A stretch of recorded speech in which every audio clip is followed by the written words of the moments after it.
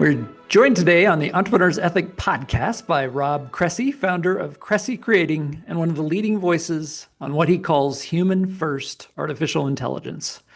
So Rob works with 7 to 9 figure founders and executive teams on the harder than it sounds problem of actually embedding artificial intelligence into how they lead and operate, not as a novelty, but as an operating layer. He's been using AI daily for more than 1,000 days. He spent 500 plus coaching hours with entrepreneurs on it and built his signature framework, the Unlimited Method, out of that lived practice. Before Cressy Creating, Rob spent a decade running Bacon Sports, a Chicago sports content and podcast studio. In 2023, he wound it down and pivoted fully to AI enablement, a bet on the future that has aged well. I bet it has. He's also host of the Undeniable Leader podcast, now past 500 episodes on AI, entrepreneurship, and personal growth. Today, we'll talk about that pivot, what actually changes for a founder after 1,000 days of daily AI, and where he sees leaders getting stuck, and what a human-first approach to AI really means in practice. Rob, welcome to the Entrepreneur's Ethic podcast. Kevin, super excited to be here. Thanks for having me on. So let's start with your pivot. You spent a decade building Bacon Sports as a sports content and podcast studio, and in 2023, you wound it down and moved fully into artificial intelligence enablement. What did you see that made you commit? And when did you know that you were done with the old chapter and ready to move on to what was next? So there's sort of a few big moments in life that have happened. And one of them was COVID, which, don't quote me on the year, call it 2021.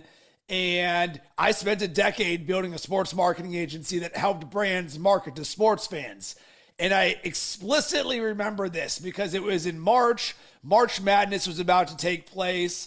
And it's my favorite time of the year because I love college basketball. And I always block off the afternoons on Thursday and Friday to watch March Madness. And they say March Madness is closed down. There is no more sports. And I had to delete my calendar invite for no work today for, wow, March Madness is gone. And I've always had the gift of vision. And I realized something. The world of sports was going in the wrong direction, and it wasn't going to change anytime soon.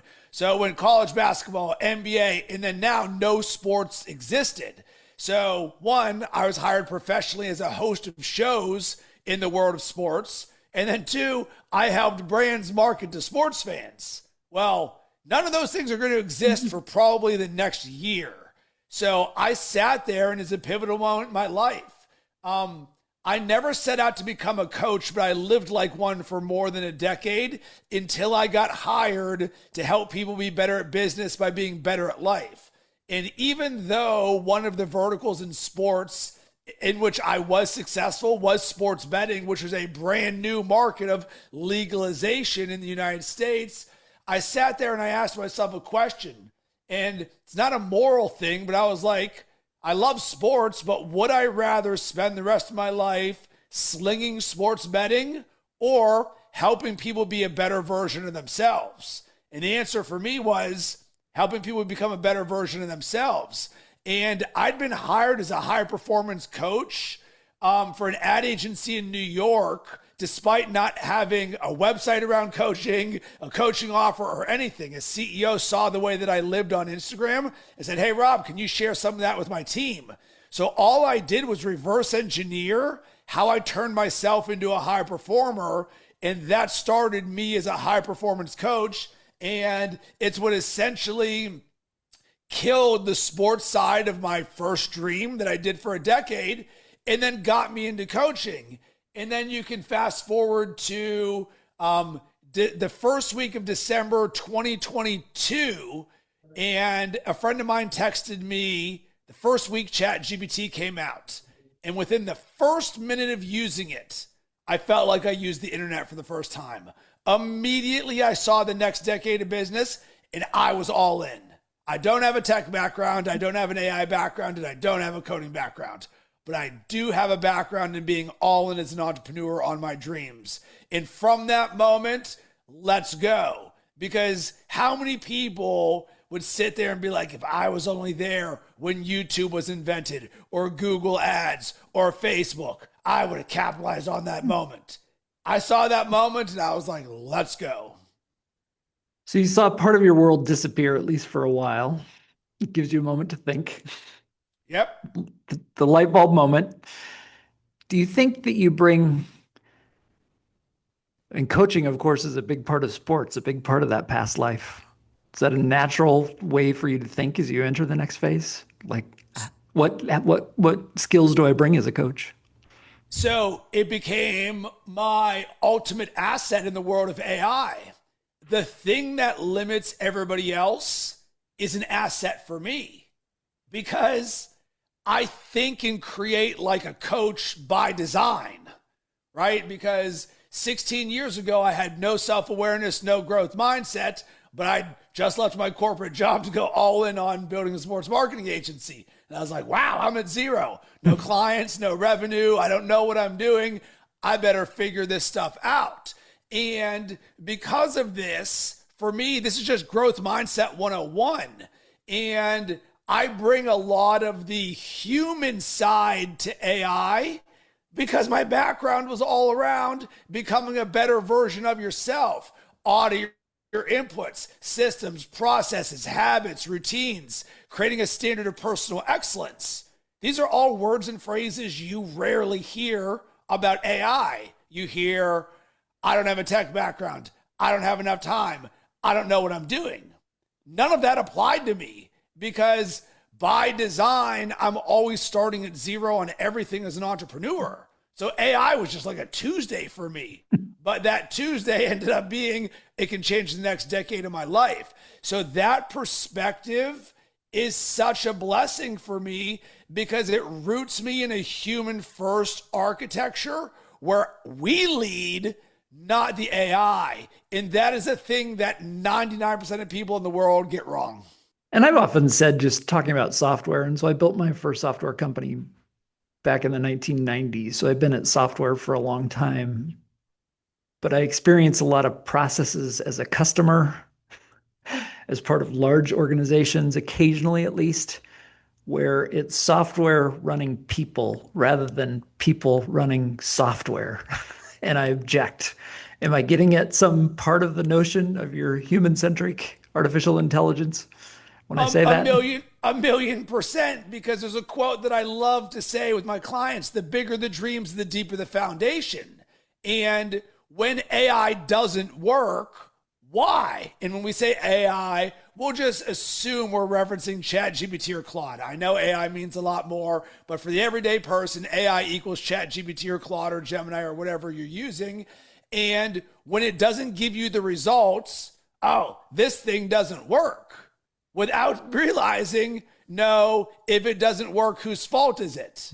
Oh, it's the operator. Well, why? Because the operator didn't give good context or personalization or inputs to get the result.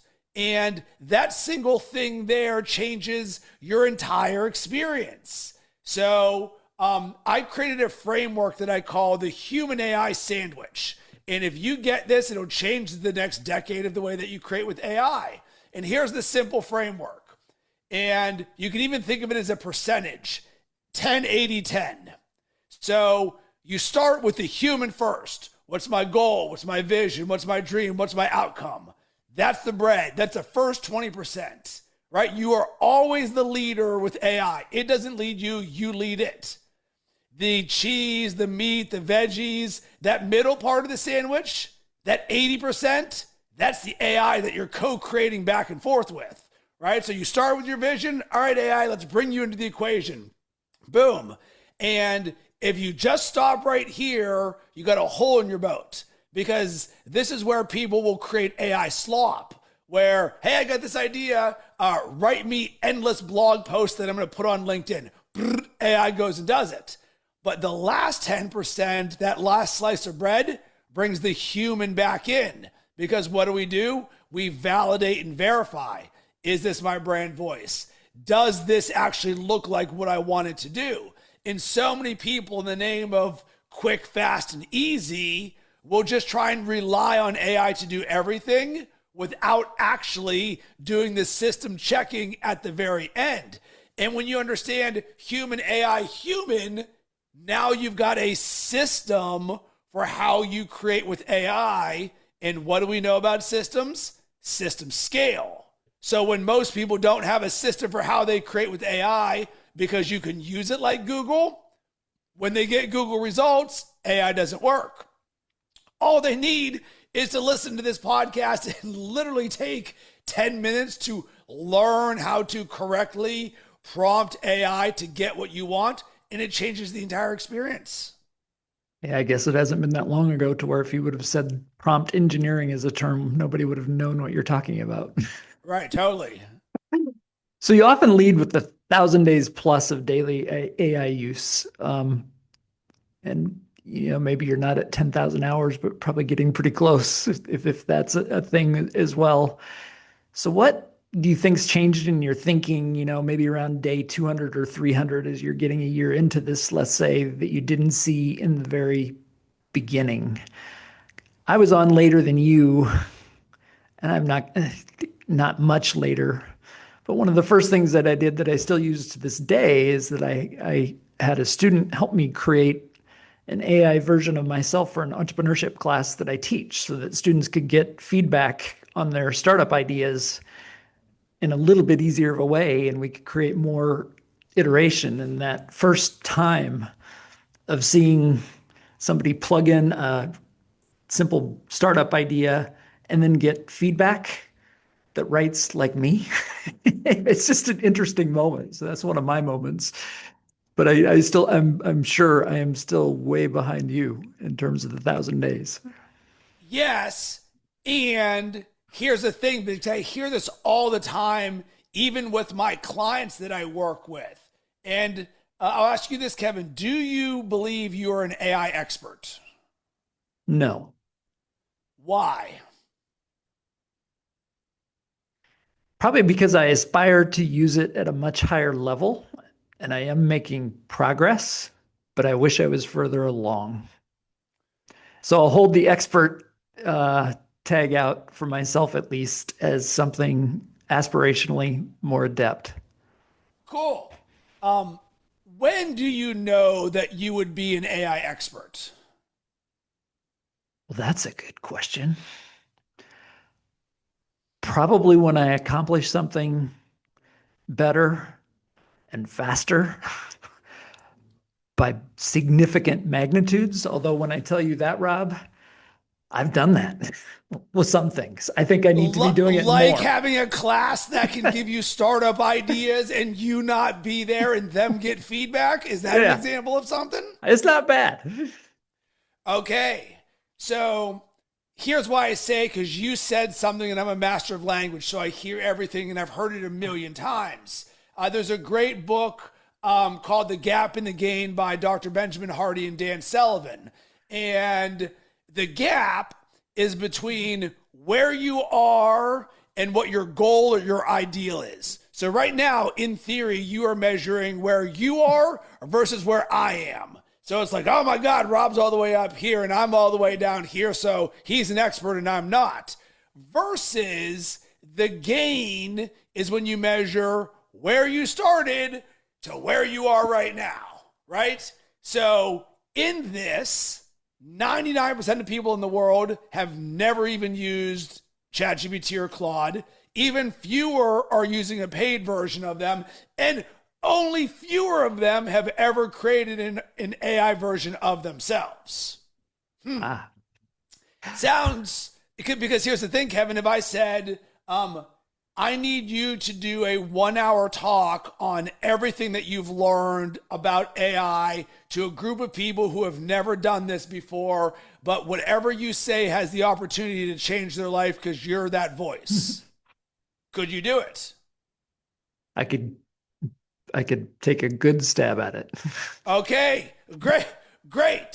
Right, so this becomes the lenses that I'm coming from. But here's the last thing that I'm going to put a bow on this for you with. And this goes back to the human first AI. So, and I see this on LinkedIn all the time. How in the world can there be AI experts? It's only been 3.5 years. Nobody's an expert at that thing, which is why I explicitly say the 1,000 days in a row, because the key to success in AI is when you realize everything you need is already inside of you. Well, how is that possible? I don't know, Kevin. What was that human AI sandwich framework that we started with? The human starts with their goals, their visions, their dreams, and the outcome of what they want to create. The AI just supports you. And the misplaced focus in the marketplace right here is everybody has a scarcity mindset on what I don't know. I'm judging myself versus Rob or LinkedIn or what I see on Twitter versus all the years of experience from you building software and entrepreneurship and teaching other people, right? All of that is already a part of you. And guess what goes into the AI? All of that. So you are an expert in you. What goes into the AI? What's in your head? And once you understand this, you can change the identity of I am not an AI expert, because it's not about one day being on a stage speaking about AI with like, hey, Kevin, you are now our AI expert in what we're doing. This is a flip in a paradigm shift in seeing that everything you need is inside of you, and the path to creation is just getting it into AI and then building systems and processes around it. So you talk about the 90-some% that haven't even signed up. It's a good context.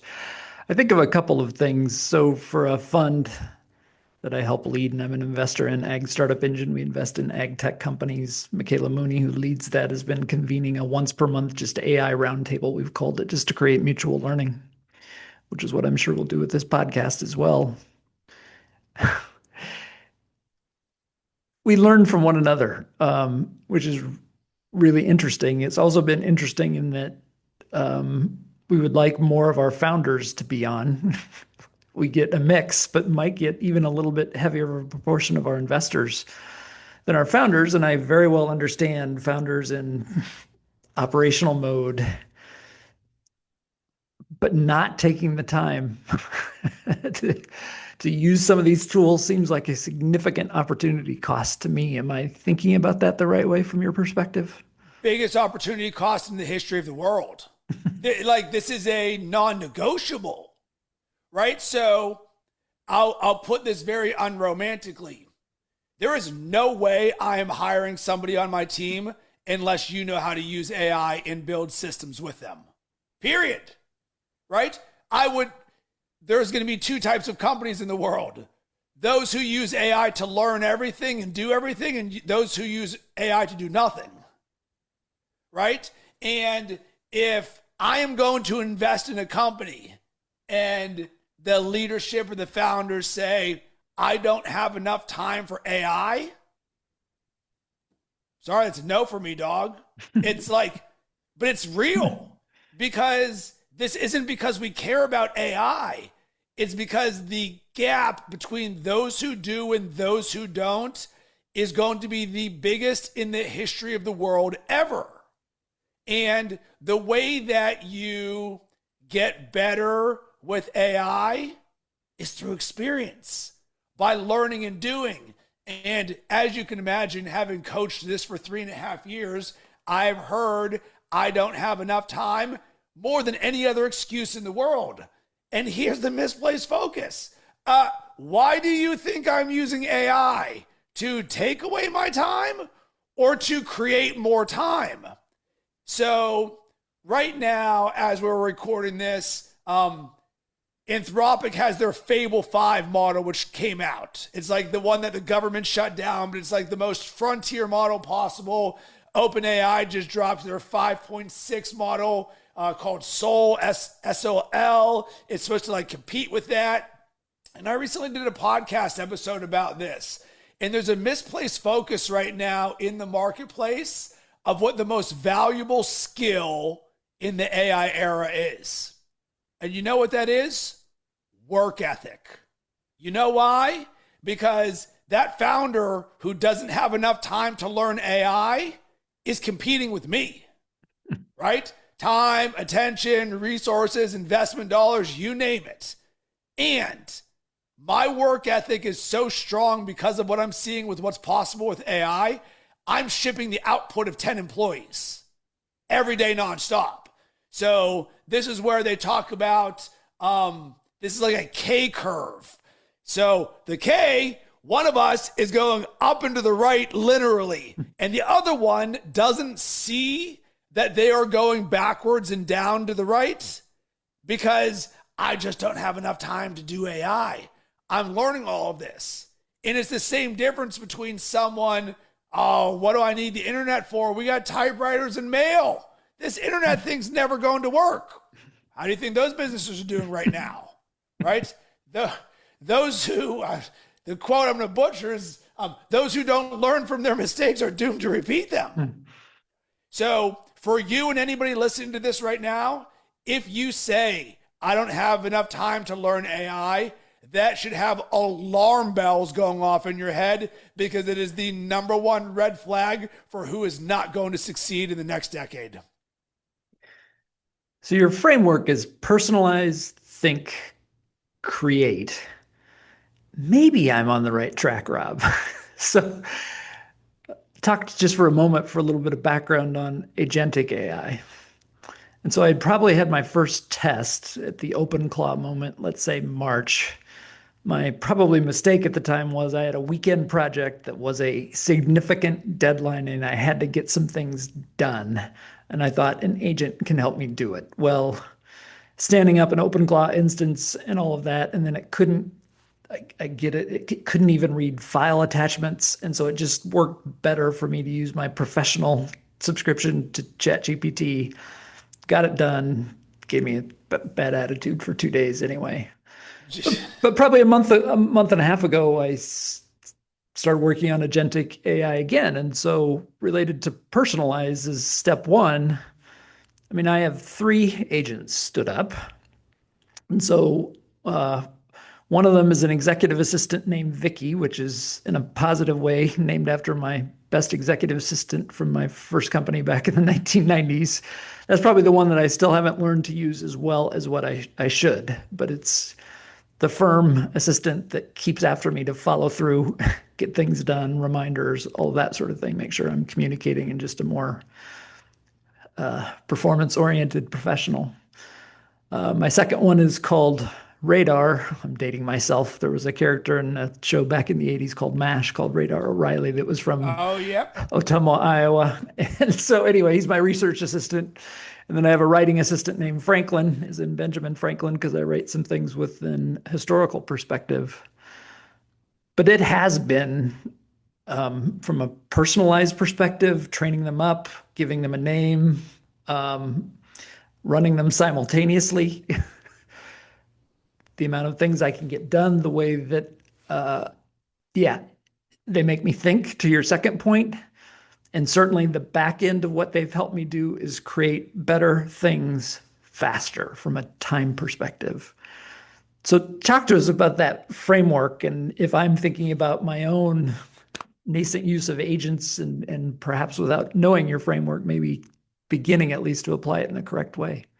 Of course. So I truly feel a responsibility and an obligation to share what I've learned and pass it along to others because I know very few people in the world have experienced the things that I have in AI. And my purpose in life is to be a positive force for good that leads others to what's possible. Because I know this can legitimately change the next decade of your business and life. So that founder who doesn't have enough time to do this, you'll love this, Kevin. I had a friend of mine who is a managing partner of a venture capital studio in Illinois reach out to me and he goes, Rob, I want to pitch you an idea and be your first client. I was like, all right, I'm open to this. And essentially he said, I have a 19-year-old stepson in college and he is concerned he's not going to be able to get a job because of AI. I know you work on a significantly higher level, but would you be open to me paying you to do 3 coaching sessions with him? And I was like, sure, of course. I would love to do all of this for you. And I was able to take him from 0 or near 0 to after 3 hours using Claude Code. So we built his foundation, his mindset. We built a website. We built an app. Like, I watched his brain melt in real time. And I share this because that 19-year-old at zero is now better at AI than that person that you described who doesn't have enough time to do this. So those who want to be in the game, this is a completely unromantic era. It doesn't care who you are, how much time you have, how much money in the bank, what your experience is. You could sit there and be working at McDonald's and start using ChatGPT, and you're going to beat the dude who's a founder of a startup. So I share this because what are some of those keys that I shared with that kid? And number one, and anybody listening or watching this right now, burn this into your head. The number one key to success in AI is context, right? Garbage in, garbage out, gold in, gold out. Why do you think most people get terrible results?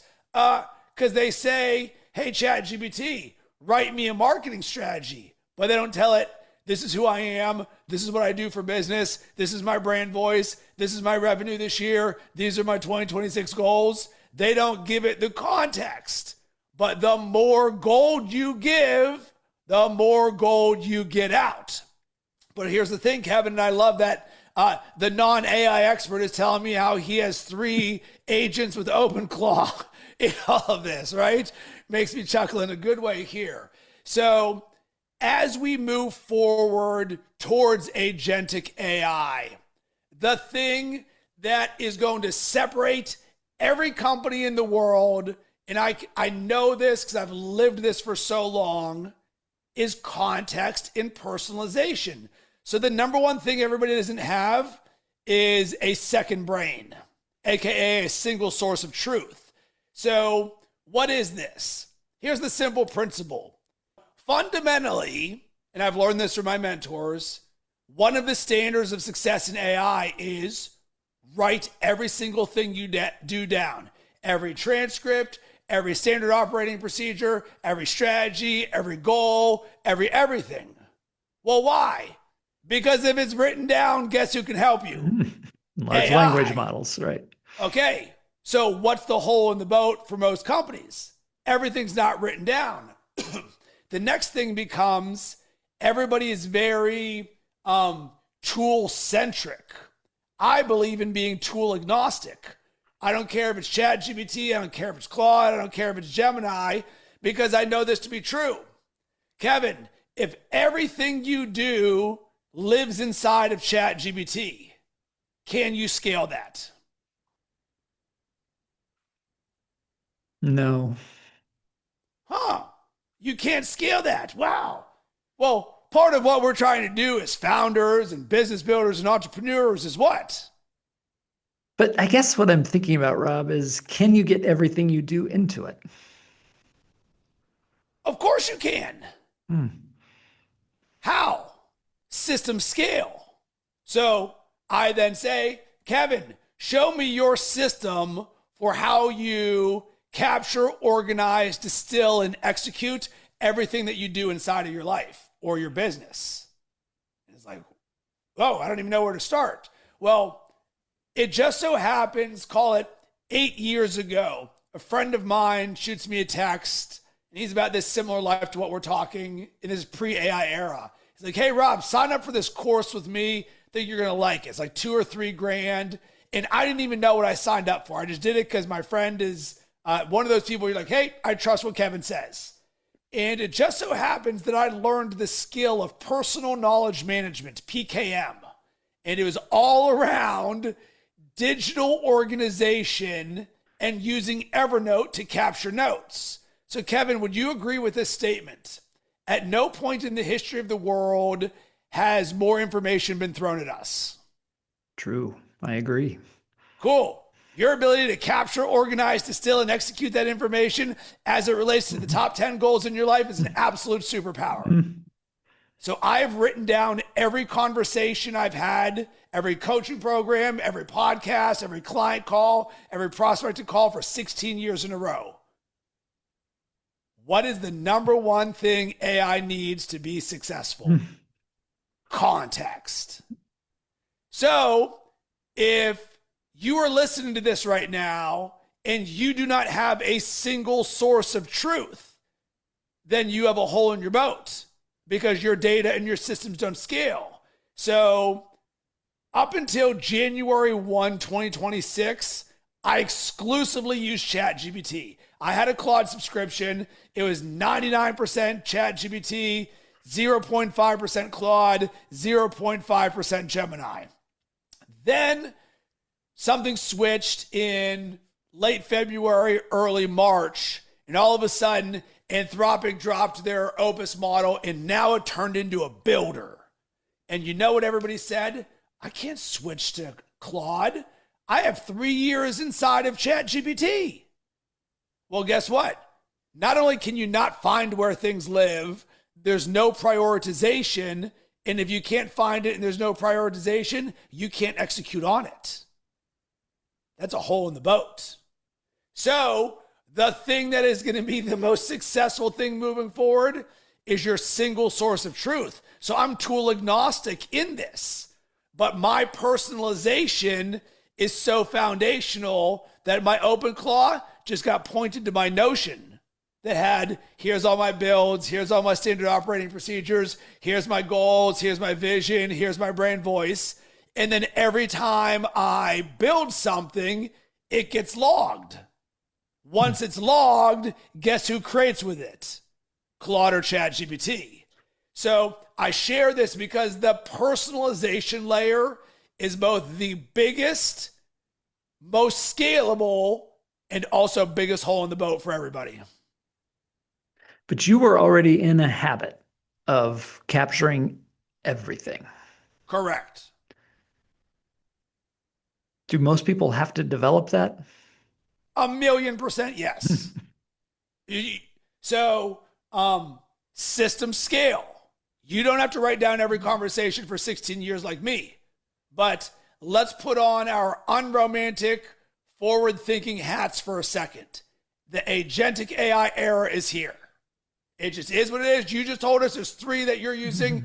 I use OpenClaw right now. My agentic team is built inside of Claude Code, and I'm using Claude Code routines, right? So a lot of people think it's like this Judy Jetson type robot that we all have that does everything for us. No, right now, a lot of it is a series of systems, processes, automations, cron jobs that are do this one thing, but your chief of staff might do 10 things, right? So for those agents to succeed, it needs all the context about what it's supposed to do. So if you do not have a second brain or a single source of truth for what you do, you're not going to be able to be successful in the agentic era because nothing you do scales, because it's disparate information. So one of the most challenging things that both myself and all my clients had to go through is what I call tending your digital garden. One time, you're probably going to need to spend 4 hours and clean up Google Drive. Hey, where's everything live? How is everything siloed, organized? Because if you can't tell where things are, AI can't tell where things are. But when systems scale, and by the way, we can make them simple by design and intentional by design, right? I'm not telling everybody to shovel rocks. I'm just saying, imagine having a data layer, and this is the key, Kevin, where all your intelligence compounds. So I have on that, I have leaks in my boat. Welcome to the club. I have a book manuscript for what this podcast is a part of, The Entrepreneur's Ethic. So I can feed my writing assistant a book to learn my style of writing. With my executive assistant every day, it can read my emails, but then I can go at the end of the day and summarize my phone calls. I can feed it transcripts or meeting summaries from virtual meetings that I have but I think of a couple of leaks. Like I am a note taker. Now I do that on my iPad, so it's still my handwriting. I don't normally type it out, but it could be turned into a PDF. Um, and just my decades of files are in one spot, but not in the spot where my agents can access, which is kind of dumb. They're electronic. I could point to it pretty easily. Do you want to see what this actually looks like, Kevin? Sure, sure. Oh, okay, because you gave the simplest example. Transcripts. There was gold sitting inside of all of our transcripts, and you even said this, hey, AI doesn't need written, you can actually just speak it. But once you understand you can just speak it and then just take the written version of it. So this is my second brain right here. And what I'm showing you is what I call my transcript inbox. So I use Fathom as my AI note taker. I join a Zoom meeting, it automatically does it. Using the MCP connection, which is just the tech term for Claude can speak to other tools, I connected it where every single time I have a call, I just say, hey, take the call I had with Kevin, send it to my transcript inbox in my Gold Vault. So I can open this thing up right here, and you have a full transcript right here. But here's the thing. It's not actually about me reading the transcript, because the next thing I do is I go into Claude and I created a skill called the gold mine. And I say, hey, I want you to go through this transcript and tell me all the gold that's inside of this. The frameworks, the mindsets, the questions, the big themes, the things that I could turn into productized services. Brrr, cool. Let's take number one and let's turn it into a thing. Oh, then you could say to Claude or ChatGPT, I want you to go through my entire transcript inbox in Notion. And I want you to pull up all the instances of ... You can do sentiment analysis. You can do anything. So I have a system for where all the transcripts live and everything goes in. Does that make sense? Yeah, that's great. So I'll show you two other layers to really open his eyes. So is there anything that I just shared with you that is hard so far? No. Right. It becomes part of a routine. Right. So I call this a workflow because that's what it is. Have a call, go into Claude, send it to my transcript inbox. Done. Total time, 12 seconds.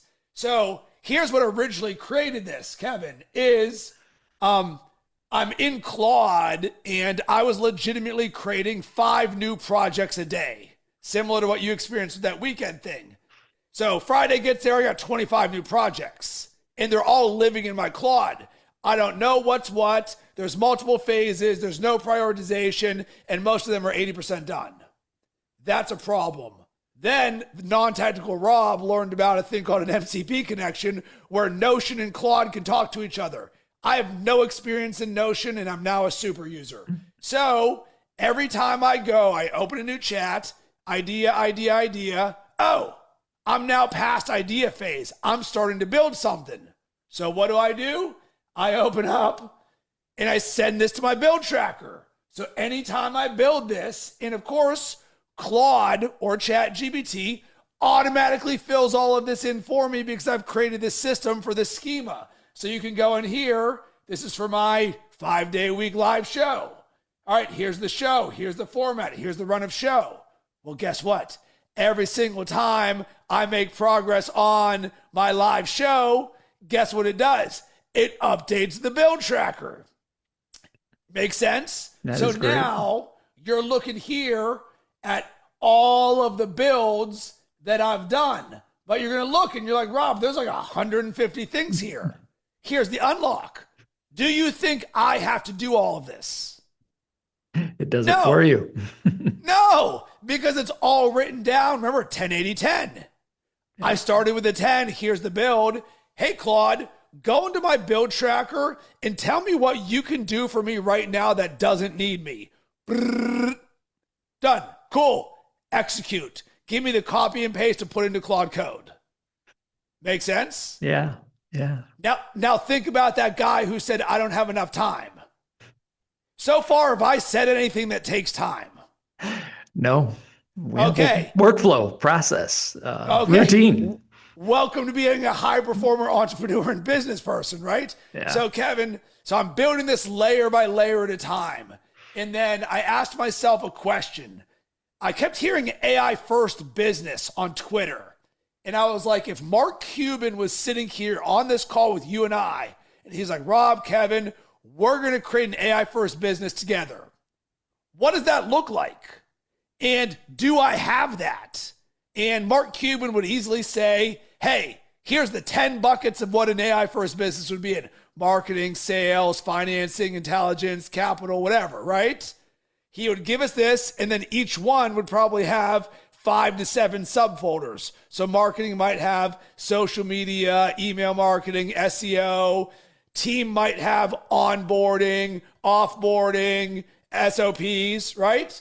So once I understood this, I created what I call the AI first dream business. I mapped out 10 high-level categories: identity, offer, operations, intelligence, brand expression, marketing, sales, fulfillment, people, capital. Then the 5 to 7 folders inside of each one of them.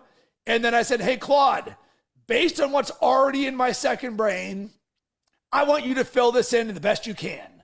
So I could just open up any one of these daily content engine. Oh, what this is, why it matters, the current state, what powers it, the files and reference.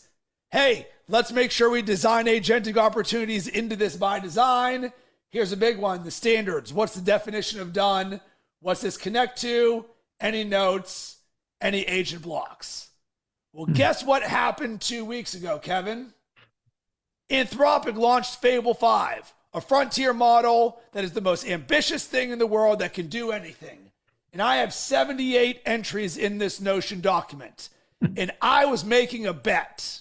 My bet was it would take me 6 months to individually fill in every one of these. I could, because if it just said, all right, marketing, SEO, what are Rob and Kevin going to do? I'll just ask AI what's the world-class best practices, create me research, let's create this strategy. Boom, that bucket's done. I don't want to do that 78 times in a row. Fable 5 comes out, and the very first thing that I did was I said, hey, Fable 5, I'm going to point you to my second brain in Notion, my AI first dream database. I want you to fill in this infrastructure based on these criteria of being the best in the world for building an AI first business that runs 92% AI, 8% human. Go. Set it overnight, woke up the next morning, the entire thing was done. Wow. So I'll ask, do you think there's any validity or importance to having a single source of truth that allows your personalization to become compounding intelligence? Absolutely. So human first AI is the through line of your work. And I'm thinking about a couple of things, like judgment and imagination. And so this has been a couple of years ago. So I'm doing an executive session, and I do a thing on disruptive innovation. And part of it is just trying to motivate, like, what are the things that could take your business out? But it's for a group of executives from Brazil. And so we have simultaneous translation happening. And I do not have a second language mastered or even anything. So I just can't imagine what it takes to do simultaneous translation. Well, these guys that are doing simultaneous translation, when we sit down for lunch, are like, well, Kevin, I'm thinking about what AI does to my business. What do you think? And I said, well, let me ask you a question before I do anything. I said, how important is imagination to what you do? And they said, it's really important. And I said, well, then I think at some level, at least, some part of translating should remain human. Now I say that here like 2-3 years later from when I said that. Apple AirBuds, and anyway, there's simultaneous translator. I'd have no idea how they work. But I always describe human imagination as the second most powerful force in the universe. And so I think about AI as a human imagination amplifier. Am I thinking of it the right way? And judgment amplifier? Okay, so we talked about personalize. Now we're going to get to think, right? The, the entire key to success in AI is all about thinking. And if everybody only understood this, they would actually be shocked at how simple this is. So the whole, oh, are you an AI expert or not? It's only about the way that you approach this. The entire thing. Scarcity versus abundance or growth mindset. That's it. So, Kevin, the number one skill, and there's a great book that I love called Relentless by Tim Grover, who was Michael Jordan's trainer, says everything's labeled number one because it's all most important. So whenever I say, hey, the number one thing, there's going to be a lot of number one things.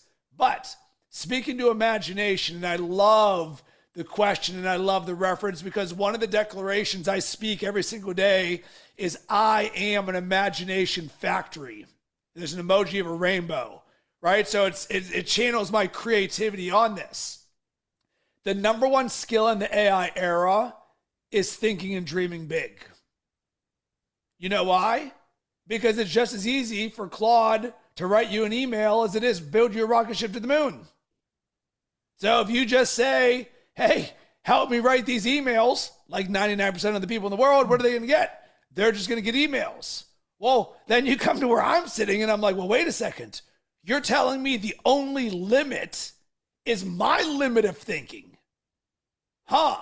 So I use my imagination, and this is why I am the way that I am. No AI background, no coding background, no tech background. But I'm an entrepreneur with all-in dreams. So it's like, if you can do anything you want in your life, what would you do? There is no filter. Go. And it's like, because here's the thing, it's very challenging to connect the dots going forward. It's very easy to connect the dots going backwards. So right now, the number one skill for prompt engineering is outcome-based prompting. You know what that is? Start at the end. Hey, Claude Code, work back and create me the roadmap for how we make this thing possible. So the reason people don't get results is because they say, write me an email versus, hey, I am building a startup. We've got 3 of us. We're bootstrapped. We want to get to 20K MRR in the next 3 months. Help us build a roadmap for how to do it, including a pitch deck for our investors. All that's there. And then once you understand you're your own limit, you sit there and you're like, crap, I'm the one holding all this back. So, Kevin, the question I didn't answer earlier that you asked me, Rob, what changed in the first 200 or 300 days until now? It's a simple one. And I want this to go away soon, but it's going to be a little bit of time. I'm the roadblock for everything. Right? The reason you wanted 3 AI agents is so you could stop being the roadblock for your progress. Yeah, where am I being the bottleneck? I mean, that's the question to ask every day. Okay, but Kevin, we're going to go back to that person who said, I don't have enough time to use these tools. They don't have the self-awareness to say, what is the question I should be asking? On my whiteboard right here says something, a willingness to ask questions. If you ask better questions, you get better answers. I spend more time thinking about the questions I ask than anything. Why am I just thinking about emails? Why am I not building rocket ships? Once I'm thinking about rocket ships, I'm like, what's Mark Cuban thinking about? And then AI is like, oh, well, he would be doing this. And you're like, whoa, my only limit is what I don't know or what I don't ask. So the person saying, I don't have enough time. And Kevin, what I'm about to say is very challenging for 99% of people. But the 1%, it's their key to success. You want to know the holes in your boat. Because when you know the holes in your boat, you can build a better boat. But the person who says, I don't have enough time, is letting the limitation stay the limitation as opposed to saying, hey, ChatGPT, I don't have enough time to learn AI. What do I not see or know that can make this simple and easy for me so that I can turn this into an asset for myself? And that's a great lesson. I mean, and it's been the way for a while. Whatever answers you need are at your fingertips. So the secret to success is not getting the answers, it's asking the right questions at the right time. And one thing that I've noticed with AI, even with me, and I'm like seasoned, shall we say, what happens is you let down that basic human emotion of being afraid to ask a stupid question. And I have noticed I even have that. But with AI, you don't have it. You can ask anything. And then you start to ask better questions as well. And then you go to the next level. And what I'm about to say will change the next decade of your business and anybody else's life who's still listening right now. Go from typing to speaking into AI. And I picked this up from the Anthropic development team. And it's a little subtle thing, right? But I've got a very high signal recognition of like what the best in the world do, and I can adopt it for myself. And essentially it said, you can speak 5 to 10 times faster than you can type. And the Anthropic team has not written a line of code in more than a year. Why? Because if you speak the code just by pushing the little microphone button and it dictates in there, you're using natural language, it'll be 5 to 10 times faster. But what was that thing that we talked about, Kevin? Context. If you type, you're slower. If you're slower, you're not as likely to put everything in. Versus you and I just taking this transcript, boom, there, put that thing in there. Context like this. When you speak, you're more fluid, it goes. So it might take you 2 minutes to type something. 2 minutes of speaking it gives you 5 times more context. Better results. Yeah, one of my most admired users of AI is a farmer. And when he's got drive time in a car or a tractor, he is talking to Grok. And it ranges from agronomy questions to some other things. He has it looking up journal articles for some of the science behind what he's doing. But I have to admire it in that he and his AI are getting smarter and they are making decisions, better decisions based upon their conversations. Okay. This is a non-negotiable. So like if someone's listening right now and they're like, cool, that's nice, Rob, 5 to 10 times faster and better. I don't think I want to do it. We are entering the voice era of business. So now, Kevin, all of this is going to stack up together. Personalize, context, think bigger, create, turning your ideas into action. Because the goal of AI is not to play AI. The goal is to ship the work, to grow, or as I say, turn $1 into $1.50. So Kevin, that same farmer, he's sitting there in his tractor and he's talking to that thing. Do you think there would be value in him then saying, wow, this is incredible, send that to my build tracker in Notion, so now we can co-create on top of this while you and I are just speaking this right now? Yeah, exactly. Because it's in the name of action. He's not looking to do the journal articles just to be like, oh, I'm so nice. No, he's trying to turn it into a thing to turn it into a thing. Trying to make better decisions to get more bushels of corn or whatever. 1,000,000%. So I love that we could use the example of I don't have enough time to use these tools because we got that guy versus the farmer sitting there in the tractor who's building a compounding business 10 times faster with no AI experience whatsoever. Yeah. Well, Rob, we've come to the end of our time. Are there any final bits of advice for entrepreneurs, founders, aspiring entrepreneurs, whether they're building an AI in a legacy industry or somewhere else in between? And how can people find you and engage with you? Yeah, so there's several pieces of advice. Number one, we all start at zero. So if you're listening to this right now and it's way over your head, congratulations, you're in the right room, legitimately, right? So wherever Kevin is, wherever I am, you're the average of the 5 people you spend the most amount of time with. But in this instance, you spent it here, and this compounds like planting a tree in the ground.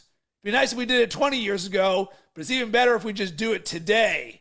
And then the next thing would be go all in on this because you're not late.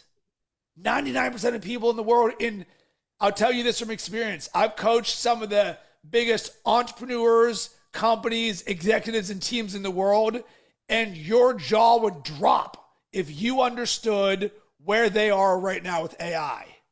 And I share that because that should be the biggest piece of optimism you ever hear.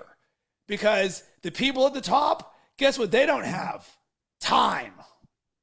The excuse that we already said applies to the CEOs in the world and the big companies in the world.